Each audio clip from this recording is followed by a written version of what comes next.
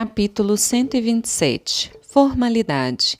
Grande coisa é haver recebido do céu uma partícula da sabedoria, o dom de achar as relações das coisas, a faculdade de as comparar e o talento de concluir.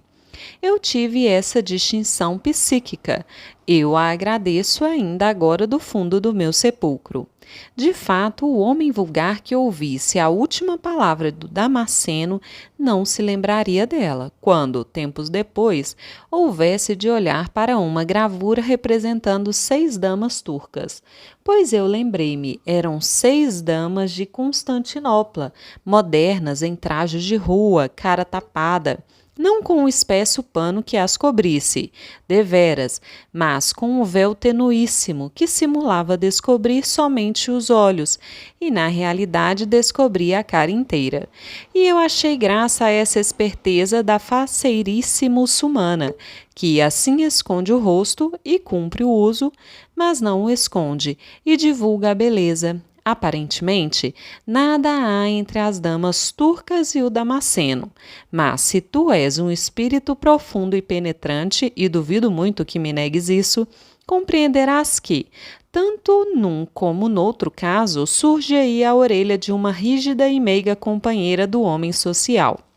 Amável formalidade, tu és, sim, o bordão da vida, o bálsamo dos corações, a medianeira entre os homens, o vínculo da terra e do céu. Tu enxugas as lágrimas de um pai, tu captas a indulgência de um profeta. Se a dor adormece e a consciência se acomoda, a quem senão a ti devem esse imenso benefício? A estima que passa de chapéu na cabeça não diz nada à alma, mas a indiferença que corteja deixa-lhe uma deleitosa impressão. A razão é que, ao contrário de uma velha fórmula absurda, não é a letra que mata. A letra da vida, o espírito é que é objeto de controvérsia, de dúvida, de interpretação e, consequentemente, de luta e de morte. Vive tu, amável formalidade, para o sossego do Damasceno e glória de Muhammad. Capítulo 128. Na Câmara. E notai bem que eu vi a gravura turca 2 anos depois das palavras de Damasceno e via na Câmara dos Deputados, em meio de grande burburinho, enquanto um deputado discutia um parecer da Comissão do Orçamento, sendo eu também deputado. Para quem há lido este livro, é escusado encarecer a minha satisfação, e para os outros é igualmente inútil. Era deputado e vi a gravura turca recostado na minha cadeira, entre um colega que contava uma anedota e outro que tirava a lápis nas costas de uma sobrecarta o perfil de orador. O orador era o Lobo Neves. A onda da vida trouxe-nos à mesma praia, como 2 botelhas de náufragos, ele contendo o seu ressentimento, eu devendo conter o meu remorso, o emprego, esta forma suspensiva, dubitativa ou condicional, para o fim de dizer que efetivamente não continha nada, a não ser a ambição de ser ministro. Capítulo 129. Sem remorsos.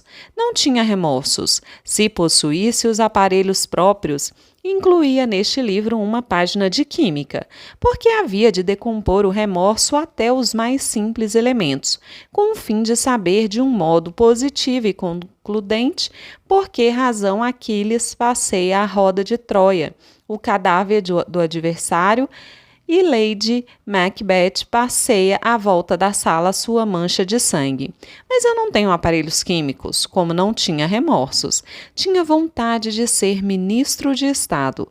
Contudo, se hei de acabar este capítulo, direi que não quisera ser Aquiles nem Lady Macbeth. E que, a ser alguma coisa, antes Aquiles, antes passear ovante o cadáver do que a mancha. Ouvem-se no fim as súplicas de Príamo, e ganha-se uma bonita reputação militar e literária. Eu não ouvia as súplicas de Príamo, mas o discurso do Lobo Neves, e não tinha remorsos. Capítulo 130. para intercalar no capítulo 129. A primeira vez que pude falar a Virgília depois da presidência foi num baile em 1855. Trazia um soberbo vestido de gorgurão azul e ostentava às luzes o mesmo par de ombros de outro tempo. Não era a frescura da primeira idade, ao contrário, mas ainda estava formosa, de uma formosura outoniça, realçada pela noite. Lembra-me que falamos muito, sem aludir a coisa alguma do passado. Subentendia-se tudo, um dito remoto, vago, ou então um olhar e mais nada. Pouco depois retirou-se e fui vê-la descer as escadas, e não sei por que fenômeno de ventriloquismo cerebral, perdoem-me os filósofos essa frase bárbara, murmurei comigo mesmo esta palavra profundamente retrospectiva. Magnífica. Convém intercalar este capítulo entre a primeira oração e a segunda, do capítulo 129. Capítulo 131. De uma calúnia. Como eu acabava de dizer aquilo pelo processo ventríloco cerebral, o que era simples opinião e não remorso. Senti que alguém me punha a mão no ombro. Voltei-me. Era um antigo companheiro, oficial de marinha, jovial, um pouco despejado de maneiras. Ele sorriu maliciosamente e disse-me: "Seu Maganão, recordações do passado, hein? Viva o passado! Você naturalmente foi reintegrado no emprego." "Salta, pelintra", disse eu, ameaçando-o com o dedo. Confesso que este diálogo era uma indiscrição, principalmente a última réplica, e com tanto maior prazer o confesso, quanto que as mulheres é que têm fama de indiscretas. E não quero acabar o livro sem retificar essa noção do espírito humano. Em pontos de aventura amorosa, achei homens que sorriam ou negavam a custo de um modo frio, monossílabo e etc., ao passo que as parceiras não davam por si e jurariam aos santos evangelhos que era tudo numa calúnia. A razão desta diferença é que a mulher, salva a hipótese do capítulo 101 e outras, entrega-se por amor, ou seja, o amor-paixão de Stendhal, ou puramente físico de algumas damas romanas, por exemplo, ou polinésias, lapônias, cafres, e pode ser que outras raças civilizadas. Mas o homem, falo do homem de uma sociedade culta e elegante, o homem conjuga a sua vaidade ao outro sentimento. Além disso, e refiro-me sempre aos casos defesos, a mulher, quando ama outro homem, parece-lhe que mente a um dever e, portanto, tem de dissimular com arte maior, tem de refinar a alevosia, ao passo que o homem, sentindo-se causa da infração e vencedor de outro homem, fica legitimamente orgulhoso e logo passa a outro sentimento menos ríspido e menos secreto. Essa boa fatuidade que é a transpiração luminosa do mérito. Mas seja ou não verdadeira a minha explicação, basta-me deixar escrito nesta página, para uso dos séculos, que a indiscrição das mulheres é uma burla inventada pelos homens. Em amor, pelo menos, elas são um verdadeiro sepulcro. Perdem-se muita vez por desastradas, por inquietas, por não saberem resistir aos gestos, aos olhares. E é por isso que uma grande dama e fino espírito, a rainha de Navarra, empregou algures esta metáfora para dizer que toda a aventura amorosa vinha descobrir-se por força, mais tarde ou mais cedo. Não há cachorrinho tão adestrado que, ao fim, lhe não ouçamos o latir. Capítulo 132. Que não é sério. Citando o dito da rainha de Navarra, ocorre-me que, entre o nosso povo, quando uma pessoa vê outra pessoa arrufada, costuma perguntar-lhe: "Gentes, quem matou seus cachorrinhos?" Como se dissesse: "Quem lhe levou os amores, as aventuras secretas e etc." Mas este capítulo não é sério. Capítulo 133. O príncipe de Helvetius. Estávamos no ponto em que o oficial da marinha me arrancou a confissão dos amores de Virgília.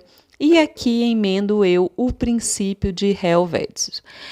Ou, por outra, explico, o meu interesse era calar, confirmar a suspeita de uma coisa antiga, fora provocar algum ódio sopitado, dar origem a um escândalo, quando menos adquirir a reputação de indiscreto.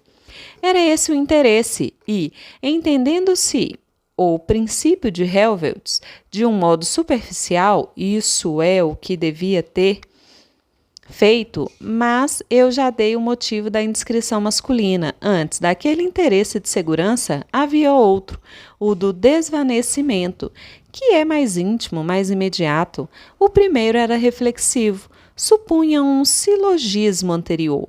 O segundo era espontâneo, instintivo, vinha das entranhas do sujeito. Finalmente, o primeiro tinha o efeito remoto, o segundo próximo. Conclusão: o princípio de Helmholtz é verdadeiro no meu caso. A diferença é que não era um interesse aparente, mas o recôndito. Capítulo 134. 50 anos. Não lhes disse ainda, mas digo agora que quando Virgília descia a escada e o oficial de marinha me tocava no ombro, tinha eu 50 anos. Era, portanto, a minha vida que descia pela escada abaixo, ou a melhor parte, ou menos, uma parte cheia de prazeres, de agitações, de sustos, capeada de dissimulação e duplicidade. Mas, enfim, a melhor, se devemos falar a linguagem usual. Se, porém, empregarmos outra mais sublime, a melhor parte foi a restante, como eu terei a honra de lhes dizer nas poucas páginas deste livro. 50 anos. Não era preciso confessá-lo, já se vai sentindo que o meu estilo não é tão lesto como nos primeiros dias. Naquela ocasião, cessado o diálogo com o oficial de marinha, que enfiou a capa e saiu, confesso que fiquei um pouco triste. Voltei à sala, lembrou-me dançar uma polca, embriagar-me das luzes, das flores, dos cristais, dos olhos bonitos e do burburinho surdo e ligeiro das conversas particulares. E não me arrependo, remocei. Mas, meia hora depois, quando me retirei do baile às 4 da manhã, o que é que fui achar no fundo do carro? Os meus 50 anos. Lá estavam eles, os teimosos, não tolhidos de frio nem reumáticos, mas cochilando a sua fadiga, um pouco cobiçosos de cama e de repouso. Então, e vejam até que ponto pode ir a imaginação de um homem com sono. Então apareceu-me ouvir de um morcego escarapitado no tejadilho, senhor Brás Cubas. A rejuvenescência estava na sala, nos cristais, nas luzes, nas sedas. Enfim, nos outros. Capítulo 135. Oblivion. E agora sinto que, se alguma dama tem seguido estas páginas, fecha o livro e não lê as restantes. Para ela extinguiu-se o interesse da minha vida, que era o amor. 50 anos, não é ainda a invalidez, mas já não é a frescura. Venham mais 10, e eu entenderei o que um inglês dizia, entenderei que coisa é não achar já quem se lembre de meus pais, e de que modo me há de encarar o próprio esquecimento. Vai em Versaletes esse nome, Oblivion. Justo que se dê em todas as honras a um personagem tão desprezado e tão digno, conviva da última hora, mas certo.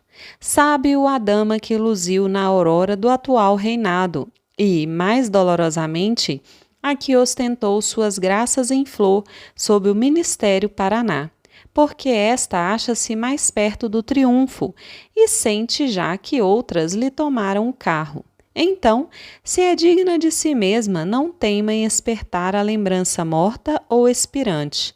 Não busca no olhar de hoje a mesma saudação do olhar de ontem, quando eram outros os que encetavam a marcha da vida, de alma, alegre e pé veloz. Tempora mutantur, compreende que este turbilhão é a si mesmo, leva as folhas do mato e os farrapos do caminho, sem exceção nem piedade. E se tiver um pouco de filosofia, não inveja, mas lastima as que lhe tomaram o carro, porque também elas hão de ser apeadas pelo estribeiro Oblivion, espetáculo cujo fim é divertir o planeta Saturno, que anda muito aborrecido. Capítulo 136. Inutilidade. Mas ou muito me engano ou acabo de escrever um capítulo inútil. Capítulo 137. A Barretina. E daí? Não, ele resume as reflexões que fiz no dia seguinte ao Quincas Borba, acrescentando que se me sentia acabrunhado e mil outras coisas tristes. Mas esse filósofo, com o elevado tino de que dispunha, bradou-me que eu ia escorregando na ladeira fatal da melancolia. Meu caro Brás Cubas, não te deixes vencer desses vapores. Que diacho! É preciso ser homem, ser forte, lutar, vencer, brilhar, influir, dominar. 50 anos é a idade da ciência e do governo. Ânimo, Brás Cubas! Não me sejas palerma. Que tens tu com essa sucessão de ruína, a ruína ou de flor a flor? Trata de saborear a vida e fica sabendo que a pior filosofia é a dos choramingas, que se deita à margem do rio para o fim de lastimar o curso incessante das águas. O ofício delas é não parar nunca. Acomoda-te com a lei e trata de aproveitá-la. Vê-se nas menores coisas o que vale a autoridade de um grande filósofo. As palavras de Quincas Borba tiveram um condão de sacudir o torpor moral e mental em que andava. Vamos lá, façamo-los governo, é tempo. Eu não havia intervindo até então nos grandes debates. Cortejava a pasta por meio de rapapés, chás, comissões e votos. E a pasta não vinha. Urgia apoderar-me da tribuna. Comecei devagar, 3 dias depois, discutindo-se o orçamento da Justiça. Aproveitei o ensejo para perguntar modestamente ao ministro se não julgava útil diminuir a barretina da Guarda Nacional. Não tinha vasto alcance o objeto da pergunta, mas ainda assim demonstrei que não era indigno das cogitações de um homem de Estado. E citei Filopeme, que ordenou a substituição dos broquéis de suas tropas, que eram pequenos por outros maiores, e bem assim as lanças, que eram demasiado leves, fato que a história não achou que desmentisse a gravidade de suas páginas. O tamanho das nossas barretinas estava pedindo um corte profundo, não só por serem deselegantes, mas também por serem anti-higiênicas. Nas paradas ao sol, o excesso de calor produzido por elas podia ser fatal. Sendo certo que um dos preceitos de Hipócrates era trazer a cabeça fresca, parecia cruel obrigar um cidadão, por simples consideração de uniforme, a arriscar a saúde e a vida e, consequentemente, o futuro da família. A Câmara e o governo deviam lembrar-se que a Guarda Nacional era o anteparo da liberdade e da independência e que o cidadão, chamado a um serviço gratuito, frequente e penoso, tinha direito a que se lhe diminuísse o ônus, decretando um uniforme leve e maneiro. Acrescia que a barretina, por seu peso, abatia a cabeça dos cidadãos, e a pátria precisava de cidadãos cuja fronte pudesse levantar-se altiva e serena diante do poder. E concluí com esta ideia: o chorão, que inclina os seus galhos para a terra, é árvore de cemitério. A palmeira, ereta e firme, é árvore do deserto, das praças e dos jardins. Vária foi a impressão deste discurso. Quanto à forma, ao rapto eloquente, à parte literária e filosófica, a opinião foi só uma. Disseram-me todos que era completo e que de uma barretina ninguém ainda conseguira tirar tantas ideias. Mas a parte política foi considerada por muitos deplorável. Alguns achavam o meu discurso um desastre parlamentar. Enfim, vieram dizer-me que outros me davam já em oposição, entrando nesse número os oposicionistas da Câmara que chegaram a insinuar a conveniência de uma moção de desconfiança. Repeli energicamente tal interpretação, que não era só errônea, mas caluniosa, à vista da notoriedade com que eu sustentava o gabinete. Acrescentei que a necessidade de diminuir a barretina não era tamanha que não pudesse esperar alguns anos, e que, em todo caso, eu transigiria na extensão do corte, contentando-me com 3/4 da polegada ou menos, enfim. Dado mesmo que a minha ideia não fosse adotada, bastava-me tê-la iniciado no parlamento. Quincas Borba, porém, não fez restrição alguma. Não sou homem político, disse-me ele ao jantar. Não sei se andaste bem ou mal, sei que fizeste um excelente discurso. E então notou as partes mais salientes, as belas imagens, os argumentos fortes, com esse comedimento de louvor que tão bem fica a um grande filósofo. Depois, tomou o assunto à sua conta e impugnou a Barretina com tal força, com tamanha lucidez, que acabou convencendo-me efetivamente do seu perigo. Capítulo 138. A um crítico. Meu caro crítico, algumas páginas atrás, dizendo eu que tinha 50 anos, acrescentei: já se vai sentindo que o meu estilo não é tão lesto como nos primeiros dias. Talvez aches esta frase incompreensível, sabendo-se o meu atual estado, mas eu chamo a tua atenção para a sutileza daquele pensamento. O que eu quero dizer não é que esteja agora mais velho do que quando comecei o livro. A morte não envelhece, quero dizer, sim, que em cada fase da narração da minha vida experimento a sensação correspondente. Valha-me Deus, é preciso explicar tudo. Capítulo 139, de como não fui ministro de Estado. Muitos pontinhos. Capítulo 140, que explica o anterior. Há coisas que melhor se dizem calando, tal é a matéria do capítulo anterior. Porém, entendê-lo, os ambiciosos malagrados, se a paixão do poder é a mais forte de todas, como alguns inculcam, imagine um desespero, a dor, o abatimento do dia em que perdi a cadeira da Câmara dos Deputados. Iam-se-me as esperanças todas, terminava a carreira política, e notem que o Quincas Borba, por induções filosóficas que fez, achou que a minha ambição não era a paixão verdadeira do poder, mas um capricho, um desejo de folgar. Na opinião dele, este sentimento, não sendo mais profundo que o outro, amofina muito mais, porque orça pelo amor que as mulheres têm às rendas e toucados. Um Cromwell ou um Bonaparte, acrescentava ele, por isso mesmo que os queima a paixão do poder. Lá chegam à fina força, ou pela escada da direita ou pela da esquerda. Não era assim o meu sentimento. Este, não tendo em si a mesma força, não tem a mesma certeza do resultado. E daí a maior aflição, o maior desencanto, a maior tristeza. O meu sentimento, segundo o humanitismo. Vai para o diabo com teu humanitismo, interrompi-o. Estou farto de filosofias que me não levam a coisa alguma. A dureza da interrupção, tratando-se de tamanho filósofo, equivalia a um desacato, mas ele próprio desculpou a irritação com que lhe falei.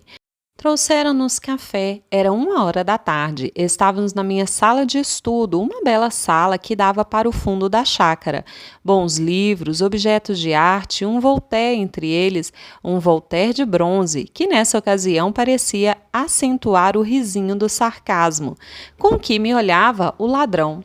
Cadeiras excelentes, fora o sol, um grande sol, que o Quincas Borba, não sei se por chaçala ou poesia, chamou um dos ministros da natureza. Corria um vento fresco, o céu estava azul. De cada janela eram 3. Pendia uma gaiola com pássaros que chilreavam as suas óperas rústicas. Tudo tinha a aparência de uma conspiração das coisas contra o homem.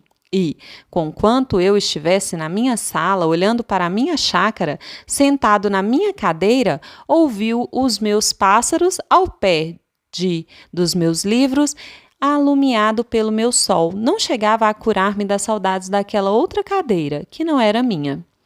Capítulo 141. Os cães. Mas, enfim, que pretendes fazer agora? Perguntou-me Quincas Borba, indo pôr a xícara vazia no parapeito de uma das janelas. Não sei. Vou meter-me na Tijuca, fugir aos homens. Estou envergonhado, aborrecido. Tantos sonhos, meu caro Borba, tantos sonhos, e não sou nada. Nada, interrompeu-me Quincas Borba com um gesto de indignação. Para distrair-me, convidou-me a sair. Saímos para os lados do Engenho Velho. Íamos a pé, filosofando as coisas. Nunca me há de esquecer o benefício desse passeio. A palavra daquele grande homem era o cordial da sabedoria. Disse-me ele que eu não podia fugir ao combate. Se me fechavam a tribuna, cumpria-me abrir um jornal. Chegou a usar uma expressão menos elevada, mostrando assim que a língua filosófica podia, uma ou outra vez, retemperar-se no calão do povo. Funda um jornal, disse-me ele, e desmancha toda esta igrejinha. Magnífica ideia, vou fundar um jornal. Vou escachá-los. Vou. Lutar, podes escachá-los ou não. O essencial é que lutes. Vida é luta. Vida sem luta é um mar morto no centro do organismo universal. Daí a pouco, demos com uma briga de cães, fato que aos olhos de um homem vulgar não teria valor. Quincas Borba fez-me parar e observar os cães. Eram 2. Notou que ao pé deles estava um osso, motivo da guerra. E não deixou de chamar a minha atenção para as circunstâncias de que o osso não tinha carne. Um simples osso nu. Os cães mordiam-se e rosnavam com um furor nos olhos. Quincas Borba meteu a bengala debaixo do braço e parecia em êxtase. Que belo que isto é, dizia ele de quando em quando. Quis arrancá-lo dali, mas não pude, ele estava arraigado ao chão e só continuou a andar quando a briga cessou inteiramente, e um dos cães, mordido e vencido, foi levar a sua fome a outra parte. Notei que ficara sinceramente alegre, posto contivesse a alegria, segundo convinha a um grande filósofo. Fez-me observar a beleza do espetáculo, relembrou o objeto da luta, concluiu que os cães tinham fome. Mas a privação do alimento era nada para os efeitos gerais da filosofia. Nem deixou de recortar que em algumas partes do globo o espetáculo mais é grandioso. As criaturas humanas é que disputam aos cães os ossos e outros manjares menos apetecíveis. Luta que se complica muito, porque entra em ação a inteligência do homem, com todo o acúmulo de sagacidade que lhe deram os séculos, etc. Capítulo 142. O pedido secreto. Quanta coisa num minuete, como dizia o outro, quanta coisa numa briga de cães. Mas eu não era um discípulo servil ou medroso que deixasse de fazer uma ou outra objeção adequada. Andando, disse-lhe que tinha uma dúvida. Não estava bem certo da vantagem de disputar a comida aos cães. Ele respondeu-me com excepcional brandura. Disputá-la aos outros homens é mais lógico, porque a condição dos contendores é a mesma e leva o osso o que for mais forte. Mas por que não será um espetáculo grandioso disputá-lo aos cães? Voluntariamente comem-se gafanhotos como o precursor, ou coisa pior, como Ezequiel. Logo, o ruim é comível. Resta saber se é mais digno do homem disputá-lo, por virtude de uma necessidade natural, ou preferi-lo para obedecer a uma exaltação religiosa, isto é, modificável, ao passo que a fome é eterna, como a vida e como a morte.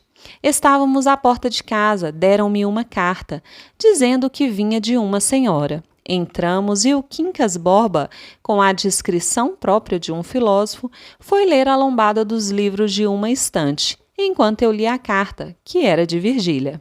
Meu bom amigo, Dona Plácida está muito mal. Peço-lhe o favor de fazer alguma coisa por ela.